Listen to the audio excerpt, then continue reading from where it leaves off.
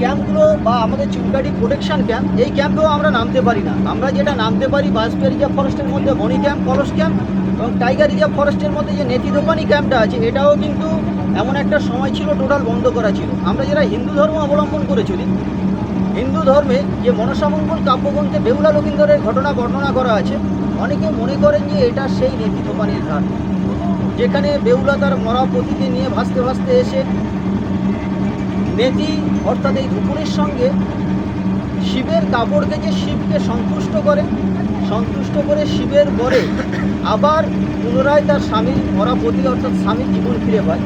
তো এই যে মনসামঙ্গল কাব্যগ্রন্থের এই যে ঘটনাটা, এই ঘটনার কারণে হিন্দু ধর্মাবলম্বী মানুষজন কোর্টে কেস করে যে নেতি দোপানি কেন আমরা ঘুরতে পারবো না। কোর্টে কেস করার পরে কোর্টের অর্ডারে প্রত্যেক দিন 12টা লঞ্চ বোট যাওয়ার অনুমতি পায়, সব লঞ্চ বোট যাওয়ার অনুমতি পায় না। এছাড়া বাকি এই সজনেখালি, সুদর্ণখালি, দোবাকি, এটাও এখন সিস্টেম করে দিয়েছে প্রত্যেক দিন 180টা লঞ্চ। 180-র মধ্যে হলে আপনি যেতে পারবেন, না হলে যেতে পারবেন। আপনি বোট ভাড়া করলেন, সব ভাড়া করলেন, আপনার জঙ্গল ভরা হবে। জঙ্গল গেলে যেটা বলছিলাম, বাঘ হরিণ কোথা থেকে এলো? তখন দেশের যে 102টো দ্বীপ অর্থাৎ আর 25,500 স্কোয়ার কিলোমিটার এরিয়া ছিল। অর্থাৎ এখন যদি আমরা আমাদের উপরের এরিয়া ধরি, ডায়মন্ড থেকে শুরু করে বারাইপুর থেকে শুরু করে এদিকে এই এরিয়াগুলো কিন্তু একসময় সুন্দরবনের অংশ বিশেষ ছিল, এগুলো এখন শহরতলি হয়ে গিয়েছে। তো এই যে আর 3,500 বছর যখন পিছিয়ে যাব, তখন দেখা যায় দেশের 90% জায়গায় বনাঞ্চল, উপরে যে ড্রাই ফরেস্টের যে তৃণভোজী প্রাণীগুলো ছিল, এরা যখন বিশাল একটা সবুজের সমাহার দেখতে পেলে আস্তে আস্তে এসে সুন্দরবনের ভিতরে ঢুকে পড়ে।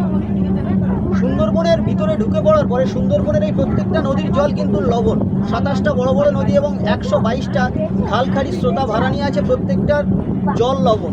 তো এই যে লবণ জল, হালকা লবণযুক্ত জল, দিনের পর দিন সুন্দরবনের জলে লবণের পরিমাণ বাড়তে বাড়তে দেখা যায় এখন সুন্দরবনের 1 লিটার জল ফোটালে পরে 80 থেকে 85 গ্রাম লবণ পাওয়া যায়। সুন্দরবনের জন্মলগ্নে 1 লিটার জল ফোটালে 10 থেকে 12 গ্রাম লবণ পাওয়া যেত। তখন কী হতো, এই হালকা লবণযুক্ত জল খেতে তাদের অসুবিধা হতো না। আমরা যদি মিষ্টি জল যারা খাই, একটা মিনারেল ওয়াটারের বোতলে যদি 10 গ্রাম লবণ দিয়ে দেওয়া হয়, তাহলে কিন্তু আমরা অনায়াসে জলটা খেতে পারবো। 100 গ্রাম দিয়ে দিলে আমাদের পক্ষে খাওয়া কষ্টকর হয়ে যাবে। যে কারণে মিষ্টি জল থেকে যে তৃণভোজী প্রাণীগুলো এলো, হালকা লবণযুক্ত জল এবং মোটা পাতা। আমাদের মিষ্টি জলে যে সমস্ত গাছগুলো হয়, এর পাতাগুলো খুব হালকা। সুন্দরবনের এই ম্যানগ্রোভের পাতাগুলো কিন্তু মোটা মোটা পাতা। আপনি একটা গরনের পাতা দেখবেন, ধতুলের পাতা দেখবেন, কসুরের পাতা দেখবেন, কাঁকড়া গাছের পাতা দেখবেন, সব কিন্তু মোটা মোটা পাতা। তো এই গাছগুলোর এই মোটা পাতা এবং হালকা লবণযুক্ত জল খেতে ভালো লাগলো, এর আস্তে আস্তে সুন্দরবনের মধ্যে থেকে গেল। তৃণভোজী প্রাণীরা যখন থেকে গেল, তখন কি হলো, মাংসাশী প্রাণী অর্থাৎ বাঘ, এ কিন্তু রয়্যাল বেঙ্গল টাইগার হয়ে সুন্দরবনে আসেনি। সুন্দরবনের পরিবেশের সঙ্গে মানিয়ে নিতে গিয়ে বাঘের রাজা তৈরি হয়েছে। আজকের একটা বাচ্চা জন্মের পরে আমরা বলতে পারি না যে এ ডাক্তার হবে, মাস্টার হবে, ইঞ্জিনিয়ার হবে। এ যখন একটা বয়স হওয়ার পরে কাজের মধ্যে থেকে একে উপাধি দেওয়া হয়, ডাক্তার, মাস্টার, ইঞ্জিনিয়ার উপাধি দেওয়া হয়। ঠিক সুন্দরবনের বাঘের এর কাজের জন্য একে রয়্যাল বেঙ্গল অর্থাৎ বাঘের রাজার উপাধি দেওয়া হয়েছে। তো এই কাজটা কি, সারা পৃথিবীতে 7 প্রজাতির বাঘ আছে। এই 7 প্রজাতির বাঘের সংখ্যাটা প্রায় 1,23,000 প্লাস, যেখানে আমাদের সুন্দরবনের বাঘের সংখ্যা প্রায় সীমিত। আমাদের ভারতীয় পাঠে বাংলাদেশের থেকে এরিয়া কম হলেও এখানে এখন 111টা বাচ্চা সহ বাঘের অস্তিত্ব খুঁজে পাওয়া গিয়েছে। বাংলাদেশের পাশে 85 থেকে 87টা বাঘের অস্তিত্ব খুঁজে পাওয়া গিয়েছে। এর কারণটা কি, আমাদের ভারতীয় পাঠের সুন্দরবনের অর্ধেকের বেশি সংরক্ষিত বনাঞ্চল। বাংলাদেশে কিন্তু পুরোটাই বাপার। আমাদের সুন্দরবনের ভারতে একটা গাছের পাতা ছিঁড়তে দেওয়া হয়, জঙ্গলে নেমে কাউকে ঘুরতে দেওয়া হয় না, একমাত্র ক্যাম্প এরিয়ার মধ্যে ছাড়া।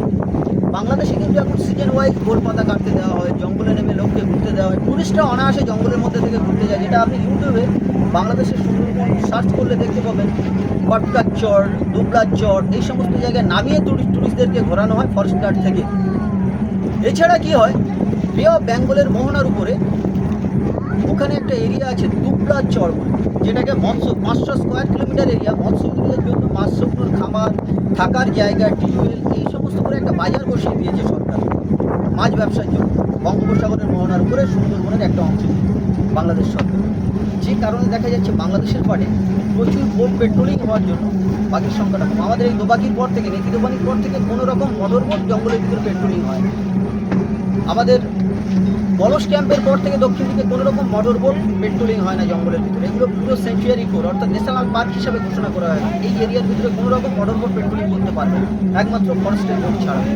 যে কারণে নিরাপদ আশ্রয় পাওয়ার জন্য বাঘের সংখ্যাটা বেশি। আজকের আমরা যে গ্রামে বাস করি, গ্রামে যদি বাঘ ঢুকে যায় মানুষ কী হবে, নিজেদেরকে লুকোনোর জন্য ব্যতিব্যস্ত হয়ে পড়বে, যে ঘরে রাত্রে কেউ বেরোবে না। আমাদের গ্রামের দিকে যখন বাঘ ঢোকে, অ্যাটাচ বাথরুম নেই, কী হবে, পায়খানা পেশাব করবে বা বালতিতে সকালবেলা বাইরে ফেলে দেওয়া হবে, বাইরে ঘর থেকে কেউ বেরোবে না রাত্রে।